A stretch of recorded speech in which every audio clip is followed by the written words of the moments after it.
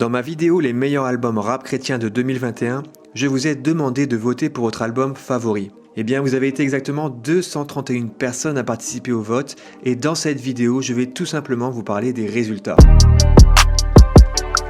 Chaque année, je réalise une vidéo qui présente mes top albums, qui sont donc le reflet de ce que j'aime et j'ai trouvé ça intéressant de réaliser un sondage pour cette fois avoir un avis plus global de la musique appréciée par le public.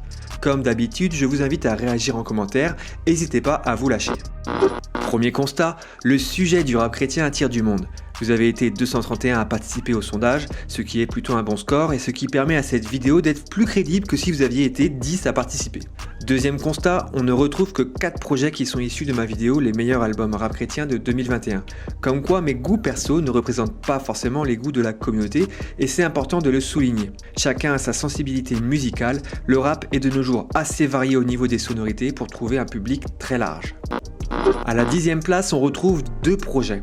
Celui de notre ambianceur de soirée officielle aka Zélé avec son EP Dopamine, calibré pour faire danser les gens sur des paroles consistantes, et celui du newcomers NDMC avec Solideo Gloria, un projet rap plus standard dans la forme avec ses morceaux modernes chantonnés ou kickés sur des prods plus soulful. On retrouve Sinai Music à la 9e place avec son projet Sur la montagne qui dévoile des sonorités très variées, ça kick, ça chante, ça enjaille, ça exhorte. Je pense que chacun y trouvera son compte. Avec son album Vision, le rappeur Bami Bassi se classe 8e de vos projets favoris.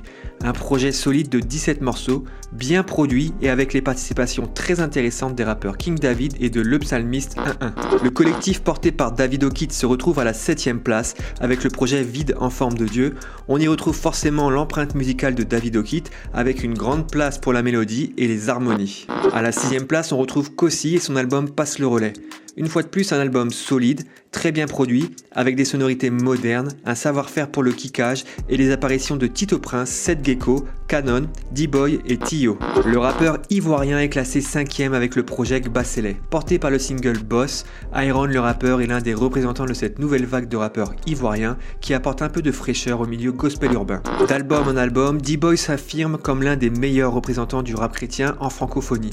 La preuve, il se place 4e de votre top et son projet Apostola se révèle être un projet carré qui démontre l'étendue du savoir-faire et de l'authenticité de D-Boy. Sa présence ici est le reflet de son investissement pour le gospel urbain. 3e avec son EP Tech, Tio est un artiste complet avec une vraie vision artistique et une musicalité hors norme. Tech n'est qu'un avant-goût, le meilleur reste à venir.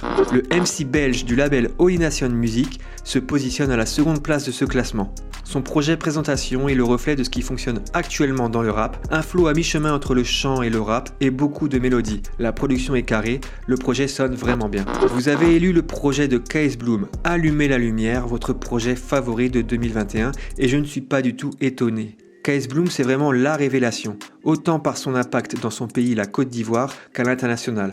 Comment rester insensible face à cette présence artistique et ce charisme incroyable ?